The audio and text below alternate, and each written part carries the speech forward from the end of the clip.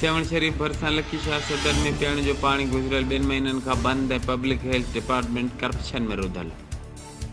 Update कयो पिया कि सेवण शरीफ खां जिते HRJDO न्यूज़ जे रिपोर्टर फैसल शहजाद मुताबिक सेवण शरीफ जे भरसा लकी शाह सदर में पीअण जो पानी गुज़रियल 2 महीनन खां बंद। पब्लिक हेल्थ डिपार्टमेंट करप्शन में रुधल। लकी शाह सदर जे रहवासियुनि जो मेन स्टाफ खां 1 किलोमीटर दरिया ॾांहुं पैदल मार्च करे ज़ोरदार नारनि सां पानी न छो भला कर भला जे नारनि सां शहर में गश्त कयो। दरिया जे मथां लॻल वाटर सप्लाई जी स्कीम मथां एहतजाज करे शहरनि तरफ़ां सियासी समाजी धुरियनि सैयद सफदर अली शाह, सैयद तनवीर अली, अब्दुल लतीफ़ पावर, अनवर चौहान ऐं ॿियनि जी अॻवानी में रैली कढी शहर जो गश्त करण बाद सिंधु दरिया जे मथनि शहरनि खे पानी ॾियण वारी स्कीम मथां एहतजाजी धरणो हयो। असांजो एहतजाज आहे लकी शाह सदर में मुसलसिल 2 महीनन खां पीअण जो पानी कोन्हे को। माण्हू तड़पी रहिया आहिनि ऐं 200 रुपया ड्रम जे हिसाब सां मज़दूर माण्हू उहे मज़दूरी कनि या पानी पीअण जो वठनि। उन जे लाइ असां 2000 फुट लांग मार्च करे शहर मां दरिया के किनारे ते पहुता आहियूं। जेको दरिया जे किनारे ते लकीअ जो आबाद शहर आहे, पुराणो मुक़दमी शहर आहे ऐं उते 4 स्कीमूं आहिनि ऐं 4 नाकारा आहिनि। हिन वक़्तु 3 करोड़ जी स्कीम है लकी शाह सदर जी, पर ऑन द स्पॉट काशे काने का ॿुधाइनि पिया त उहा हले पई। असांखे त इहा ख़बर कान्हे का त उहा किथे हले पई।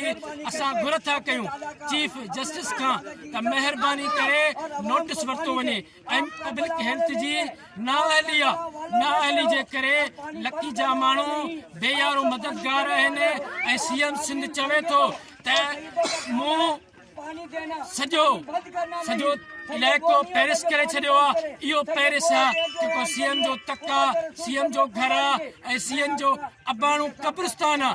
उन जे पासे में ही माण्हू रहनि था, हुननि पीअण जो पानी कोन्हे को। बेयार मददगार आहिनि।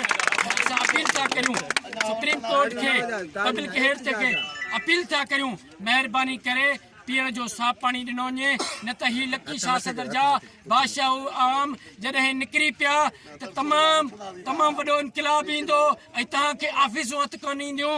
तव्हां सभिनी जी वॾी महिरबानी। छा मसइलो आहे, तव्हां छाजो एहतजाज करे रहिया हो? साईं मां मदरसे में साईं जेको लकी शाह जो मदरसो आहे उन उस्ताद आहियां। उते असां वटि तक़रीबन 25-30 ॿार पढ़ी रहिया आहिनि, मुसाफ़िर आहे। मकान ॿार अलॻि आहिनि। 2 महीना गुज़री विया आहिनि, असां वटि को पानी कोन्हे को। असां परेशान आहियूं। छोकिरनि जा कपिड़ा धोअण, पीअण लाइ पानी कोन्हे, विझण लाइ पानी कोन्हे।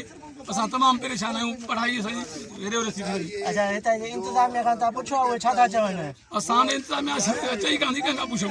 असां इन करे एहतजाज कयो जो क़दुरु कोन्हे को, का पुछाई कान्हे का, को पुछण वारो ई कोन्हे को। अॻुवान जेके आहिनि पंहिंजे घर वेठा आहिनि, सुता पिया आहिनि, कोई परवाही कान्हे। तव्हां हींअर कंहिंखां अपील कंदो? असां वज़ीर आला खां अपील कंदासीं। ॿिया जेके तुंहिंजा चङा आहिनि, जेके MA आहिनि, MP आहिनि, उन्हनि सभिनी खे अर्ज़ु कंदासीं महिरबानी करे असांजो पानी बहाल कयो वञे। असां ॾाढा परेशान आहियूं। बचड़ा पढ़नि था पिया, उन्हनि लाइ वज़ू लाइ पानी कोन्हे को, पीअण लाइ पानी कोन्हे को।